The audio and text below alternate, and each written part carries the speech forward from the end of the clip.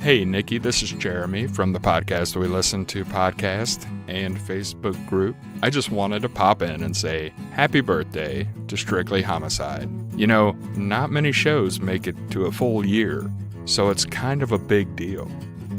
I think that you are a wonderful host, and your show is pretty fantastic too. So congratulations, happy birthday, Strictly Homicide, and as we determined your husband would say when you came on my show, I pity the fool that doesn't listen to this podcast.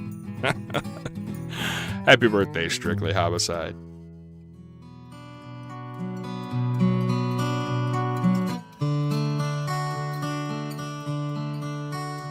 One piece of smart technology could help solve a murder mystery in Arkansas. Two Pine Bluff teens are in jail tonight facing murder charges. Police say they are in custody in connection to the shooting death of two 17-year-olds. It was a bizarre story in Russellville, Arkansas today. A man who reportedly quit his job over low pay went on a shooting spree with two handguns. Tributes are pouring in for Ann Presley. The Little Rock TV anchorwoman died over the weekend. A suspect in the deadly Fayetteville shooting on New Year's Day in court this morning. A Little Rock mother is pleading for help tonight. She is asking anyone. Thanks for listening to Strictly Homicide, an Arkansas true crime podcast covering lesser-known cases out of the natural state.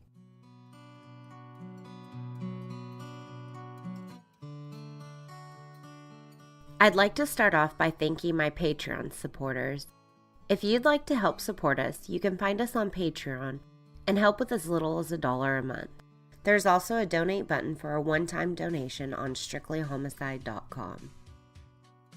Please stay tuned until the end of the show to hear a few promos from some of my favorite shows.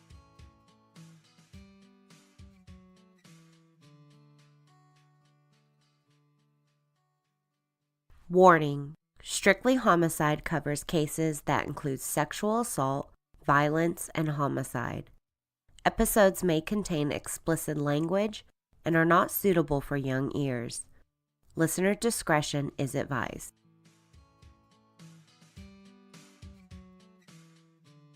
Hey, Nikki.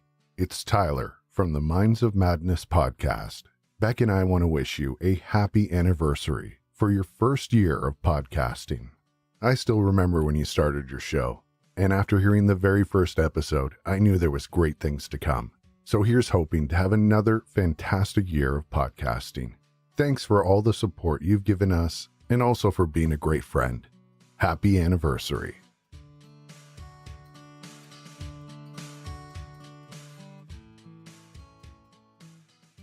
Hey y'all, so this is a special episode because we just celebrated our first anniversary of the show. Boy, it's been a roller coaster of a year, from starting a podcast with very little knowledge of what I was actually doing to major health and family issues. Here we are a year later on episode 21. For this episode, I'll be covering a case that occurred in 2018, so it's real current. I'll be sharing some recordings from fellow hosts and listeners as well.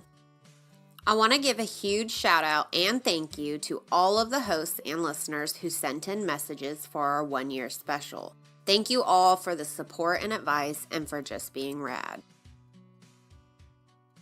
Happy first birthday to Strictly Homicide. This is Rachel from Yours and Murder. You share a birthday with Senator Tammy Duckworth, with Liza Minnelli, with the Girl Scouts, and with me. So happy birthday and many more. Nikki, I want to wish all the Strictly Homicide fans a happy first year anniversary. This podcast has been amazing. You are one of the hardest working women in the business, and I can't wait to hear what you have next. Hey, Nikki, and listeners of your show. This is Ari from Murder Under the Midnight Sun. Just wanted to wish you a happy birthday and a happy anniversary for your show, and congratulations on that as well. Here's to another fantastic year of your podcast, and I can't wait to see what you have for us.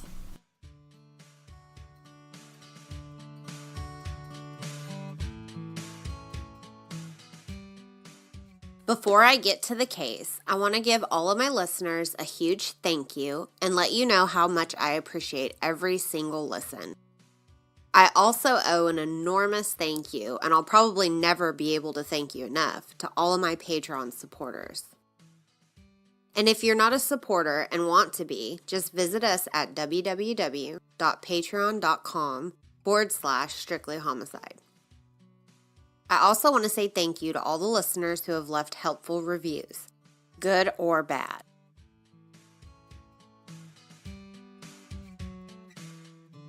Hi Nikki, it's me, Minna. I wanted to wish you a happy first anniversary. Yay! It's a big deal, and not too many people make it this far. You started a bit after me, and I've been following you and listening to your podcast from the start. I really enjoy the content you put out, and I think you're doing awesome. Please keep up the good work. I can't wait to meet you in Chicago.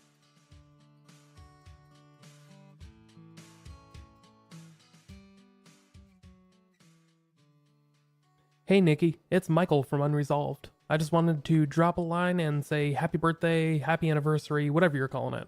But I love Strictly Homicide. It makes your weird, somewhat boring state a little more interesting, if that makes sense. But I love the show. Keep up the great work. Happy birthday.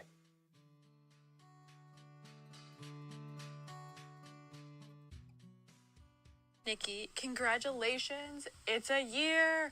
I can't believe it. It seems like just yesterday that you started, and how crazy is it that it's been a year of podcasting for you? I'm so proud of you, and I hope the next year is full of just as many triumphs.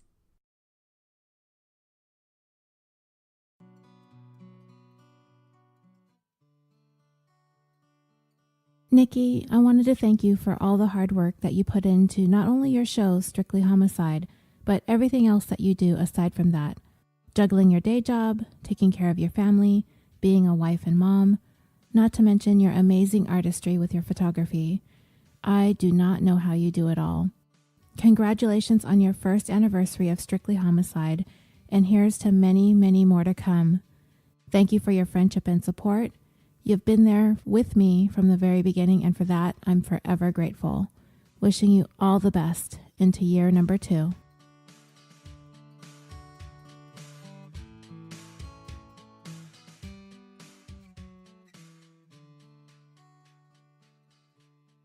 Now on to our case. It was a hot Sunday afternoon in the middle of July in Arkansas. Most of the state's residents run their errands on Sunday afternoons. 72-year-old Elvia Fragstein was one of those residents. Elvia was a successful businesswoman from Colombia where she owned 2 successful alcohol companies. She met her husband Helmut later in life, and they eventually married in 2000. That year, she moved to the United States and spent her retirement years between Arkansas and Wisconsin. Elvia and Helmut spent a lot of their time with their grandkids, describing those moments as the greatest enjoyment. They also spent a lot of time with their church and traveling together. When the local news interviewed her husband, he described her as the most beautiful, most gentle, most generous, impressive woman that one could meet. She was truly loved by all that knew her. She was the most beautiful, most gentle, generous, impressive person that one could meet. And if I could use a metaphor, if Elvia would walk across a pasture and she would bend a leaf of grass, she would turn back and raise it up and make sure it will go again. That's how gentle she was. On July 8th, Elvia and Helmut ate breakfast together and then headed out on their own to enjoy their individual hobbies. This was a pretty normal thing for the couple. Helmut was working on a project in his workshop, and Elvia went shopping. She made a small trip to Kroger to pick up some groceries and a TJ Maxx card, stopping by the Starbucks kiosk to grab a bite and drink. She exited Kroger and walked to her silver Honda CR-V, where you can see her on camera entering the vehicle. carefully backing out and heading east on Salem Road. In the video footage, you can see her driver's side visor with a garage door remote attached. Elvia is next seen on video footage entering TJ Maxx. After she purchased some clothes and sunglasses, she exits the store, walks to her vehicle, and gets in. At about 3:46 p.m., her vehicle is seen on video leaving the parking lot at a high speed, driving carelessly. The vehicle is seen on camera in front of Target. Same silver Honda CR-V, the driver's side visor down with the black garage door remote clipped on it. The same vehicle from the Kroger footage, but not driving the same at all. Next, the vehicle is seen on footage behind Target with a male in a white t-shirt. The driver pulls over and movement is seen in the video before the vehicle drives off.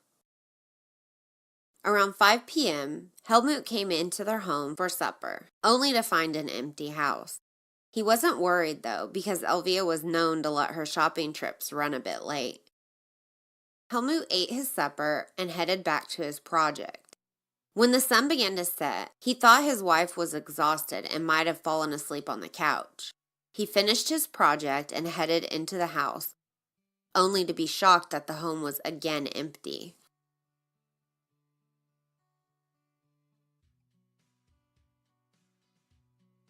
This was the point when he became worried and asked his friends to help locate her.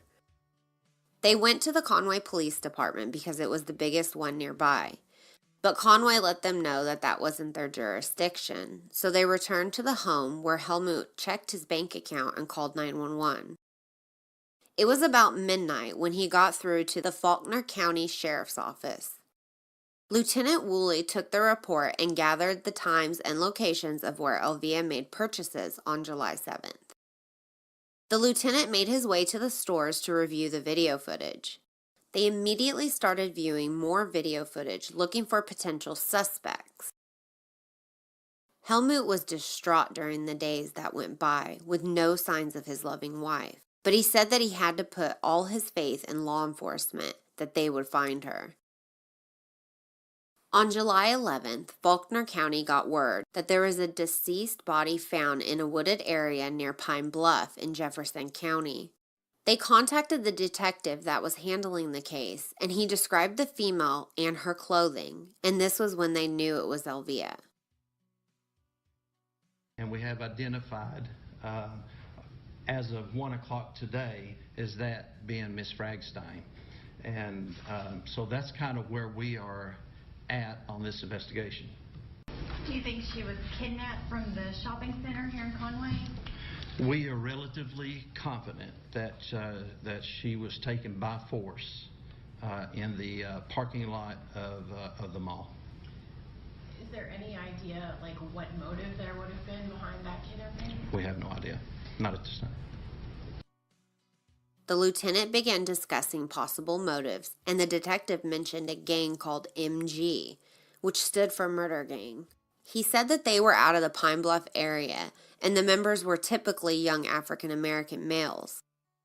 The lieutenant decided to make a call to ACIC and ask if any law enforcement agencies had ran the plates of Elvia's Honda CR-V anytime after 3 p.m. on July 7th. Not long after, they received the information that an Arkansas state trooper did run these plates on a silver CR-V around 5 p.m. that day. This was hours before she was even reported missing, so there was no bolo out.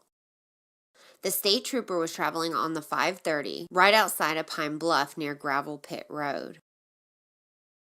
At this point, they needed to find leads that could lead them to a suspect. They began reviewing the video footage again from the stores for that whole day. They watched the footage carefully for a male in a white t-shirt. Around 3:42 p.m., they noticed 2 young African-American males walking in front of the TJ Maxx entrance. One of the males was wearing a white t-shirt, which sparked their interest in the young male. As they viewed other footage, they noticed that the same 2 males are in other footage at different stores. The footage from Target, which is right near TJ Maxx, they saw them arriving at the store in a blue PT Cruiser, oddly moving the vehicle from parking space to parking space, right before parking it closer to TJ Maxx. The lieutenant contacted the detective to check the footage out in hopes that they could identify the males. Jefferson County Sheriff's Office and Pine Bluff Police Department worked together to identify 16-year-old Robert Lee Smith and 18-year-old Takori D. Mackrell. Do you have anything to say? Robert, did you kill Elvia? That's Robert Smith Jr. and 18-year-old Takori Mackrell. They are facing kidnap charges, not murder charges. Law enforcement immediately started circulating the information through the media and on social media, which would then bring forth witnesses. A female came forward and stated that she couldn't remember the exact date, either the 9th or the 10th, that she was at Robert Smith's sister's house when they met Takori and his girlfriend. She said she witnessed Takori giving Robert's sister keys to a vehicle she described as a silver Honda with a sunroof. When they asked her to describe anything she can remember, she said that there was parts missing around the radio area, the steering wheel had controls, and while looking for an auxiliary port, she noticed men's boxers near the sliding console. She said while they were driving in the vehicle, Takori made a call to the driver, Robert Smith's sister, and told her to bring the vehicle back. The next day, the female said she needed a ride to run a few errands, so she asked Dominique, Robert's sister. Dominique gave her a ride to Family Dollar and Doubleheader, which is the game store. After errands were ran, the witness was then dropped off at home, and when she exited, she almost forgot her belongings, so she stopped the vehicle to retrieve them. This is when she noticed female belongings and pink nail polish. The witness said that Takori and Robert returned later in the vehicle and it seemed like they were on edge. When they entered the home, they began pacing and talking to each other when she overheard one of them state that the police were hot. She said that night Robert and Takori parked the vehicle behind the house, hiding it from view, and then they left. The next day, Robert, Takori, and Robert's dad arrived at the home in their blue PT Cruiser to move the vehicle. When the witness questioned Dominique about the vehicle, she said that they told her they got it from an old white guy in Conway. The witness's sister stated that she woke up on the 11th to see the vehicle parked behind their home. Dominique told her that the vehicle was stolen and the local chop shop wouldn't take any newer vehicles. She then told her that they needed to remove the vehicle from her home or else she was going to be arrested and lose her children, and she didn't want to be involved. She then phoned the guys and told them to remove the vehicle immediately. Not long after that call is when they arrived in the PT Cruiser, and she heard them say something about taking the vehicle to Conway, but she wasn't sure. She left for the day, and when she arrived, the guys had done what she said and removed the vehicle. On July 13th, Takori was arrested on unrelated charges, so the lieutenant conducted an interview with him. Takori's story was that he was in Texas and he recently returned and hasn't been to Conway in years. When questioned about his friendship with Robert Smith Jr., he claimed that his people fought with Smith's people, so they didn't hang out. At that point, the lieutenant showed Takori images of him and Robert together in Conway, on the day and time of Elvia's disappearance. At this point, Takori knew the evidence was there, and said he rode to Conway with his mother and Robert picked him up off Oak Street from a bingo hall. They then decided to go look for girls at Conway Commons Shopping Center, where Elvia was last seen. He said once they arrived, they drove around getting high and looking for girls. When the Honda was brought up, Takori immediately got defensive and his demeanor changed drastically, until he finally exercised his right to legal counsel, which ended the interview. A search warrant was executed and they searched through his phone. They found a correspondence between Takori and his girlfriend on July 7th around 10:27 a.m. He texted her, "I'm finna go to Conway." She responded at 10:56 a.m. asking where he was. At 10:57 a.m. he responded, McDonald's in Conway. On July 10th at 1:30 p.m., Corey texted his girlfriend and said, "I'm sorry for getting loud. It's just Tasha say on the news, in Conway, a truck got stolen. I'm finna get off of it today or tomorrow." The evidence is all there, pointing to Corey and Robert. The video footage places both males at the TJ Maxx and can be seen 1 minute before she exits. Then 3 minutes later, the vehicle driving crazy out of the parking lot. The footage that places a black male wearing a white t-shirt in her vehicle, and the earlier footage showing Corey in a white t-shirt. Then there's the state trooper who ran the plates of the Honda 72 minutes later near Pine Bluff. Then the sworn witnesses, who confirmed Corey and Robert were in possession of a silver Honda CR-V. On July 16th, Corey was again interviewed and stated that he was at Conway Commons on July 7th with Robert Smith Jr. when an unknown white male with a .357 caliber revolver pulled up next to them, pointed Miss Fragstein out, and instructed them to kidnap her. He said she entered the driver's side of the vehicle and he got in the back seat when he then reached around and grabbed Elvia, pulling her into the back seat next to him. Robert then entered the vehicle, wrapped his belt around her legs, while Corey wrapped his belt around her arms. They then pushed her down into the floorboard, while Robert got in the driver's seat and took off. He claimed the unknown white male then got in the back seat and began punching her in the stomach and face. This was when Elvia started screaming. She was scared for her life. Robert said because of that, he knew that she was still breathing. He said that all of this took place while Robert was driving on the interstate. He said they were instructed to drive to Mr. Smith's home, where the white male left them as he drove off with the Honda and Elvia, returning to the home 10 minutes later with just the vehicle. The longer that they interviewed him, the more Corey's story changed. Now the white male was holding Elvia down with his feet until they reached a dirt road and forced them out of the vehicle, all while dragging Elvia out by her feet. He said the white male then said to Robert, "Cuz, help grab her," because her head hit the ground. He said they all got in the vehicle and went a different direction. When questioned if she was alive when he left, his response was, "She was beat up, and when her head hit the ground, boom. Her head just hit, bop." Then no words were said. Nothing. And if your head hit the ground that hard and don't say nothing, then yeah, she probably did before they got down the dirt road. The lieutenant asked him when the last time he heard her speak, and he said that it was around Little Rock, which is about 45 minutes away, when he heard her moan. When asked about the white male, Corey didn't even know his name. He said he just pulled up beside them and was strapped with the .357, so they did what he said. They reviewed the video footage again, looking for this white male, and no evidence was found. On July 16th, a search warrant was executed, and they searched Robert's home. They found the clothes he was wearing that day, which contained suspected bloodstains. 16-year-old Robert Lee Smith Jr. and 18-year-old Corey D. Mackerel of Pine Bluff were both being arrested for capital murder.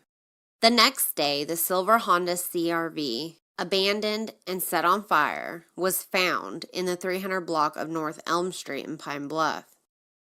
The medical examiner's report was released, and Elvia's cause of death was found to be strangulation and blunt force trauma to the chest and cervical spine, ruled as a homicide. Both boys were being charged as an adult with theft of property, aggravated robbery, kidnapping, and capital murder, and both boys pled not guilty. Elvia's husband attended all of the court hearings, sitting in the front row behind the prosecutors. Many residents of Faulkner County who never even knew Elvia came to support the victim's family. Many spoke about the fear that they now have when leaving their own homes. It's rumored that gang activity was motive behind this horrible crime, but authorities declined to comment on that rumor. The court records did show where the detective mentioned a gang that went by MG, which stands for Murder Gang. A mental health evaluation was motioned for the boys, and trial was set for this month. The state hospital has completed the requested mental evaluations, and the courts are still waiting for the reports. Both boys are still incarcerated without bail, awaiting for their trial dates. Takori's date was set for May 21st, and Robert's was set for April 3rd. I plan to update y'all when those dates approach.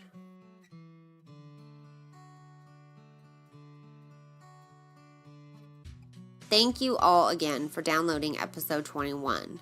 On the next episode, we'll get back to the Rushed Execution series and cover the case of Stacey Williams. I also want to remind you that this July, I will be at the True Crime Podcast Festival. So go get your tickets, and we'll see you there.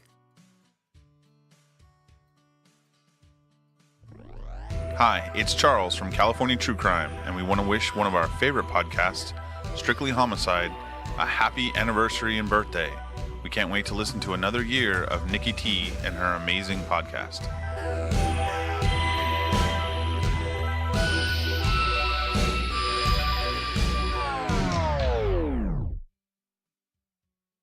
Hi, this is Ben and Alex from Mysteries and Urban Legends podcast. And we want to wish Nikki and Strictly Homicide a happy 1-year anniversary. Congratulations on 1 year, and here's to many more. Yay! Happy 1-year anniversary, guys, at Strictly Homicide. With lots of love from Bethan from Seeing Red. I wanted to say happy anniversary birthday to the Strictly Homicide podcast. This goes out to Nikki, the host. We've exchanged Facebook comments back and forth, some funny ones, some way out there ones, but it's been fun. This is Robert of the Bits For You podcast. Again, I hope you have a fantastic fucking anniversary for your podcast. Strictly Homicide podcast. Check it out. Strictly Homicide is written, hosted, and produced by me, Nikki T. The original music is done by Mr. T. No, not that one. My Mr. T. If you are a fan of the show, please make sure you are subscribed on iTunes and please rate and review the show. You can also find us on Patreon, where you can support the show for as little as $1 a month. If there is a case that you would like to discuss, or if you have any comments, corrections, or suggestions, send us an email at strictlyhomicide@yahoo.com or on social media. You can find us on most social media sites by searching Strictly Homicide Podcast and on Twitter as @StrictlyHMICIDE. That's Strictly Homicide with no O. You can also visit our website, strictlyhomicide.com. Stick around to hear a few promos from some of the best podcasts around, and until next time, y'all stay safe, especially you, Arkansas. Hey Nikki, it's Tanya Todd, listening from Canada. Just wanted to say happy anniversary, and can't wait to see you in July in Chicago. Strawberry hugs and kisses. Bye. Hey there, Strictly Homicide Podcast. I want to congratulate you for your first anniversary. And I'm so absolutely thrilled that you guys stuck with this and you made it through. In case you can't tell, it's me, Lee, from A Murder Was the Case. And I'm just so happy that it's working out for you. So you keep it up, okay? I better go now. Bye. California has the largest population in the United States and the site of some of the most famous true crime cases in history. But there's more than meets the eye to the crime in California. Join Sean, Jessica, and Charles on the California True Crime Podcast as they cover crime both infamous and overlooked from around our state, while looking at the deeper history that goes beyond beaches and movie stars.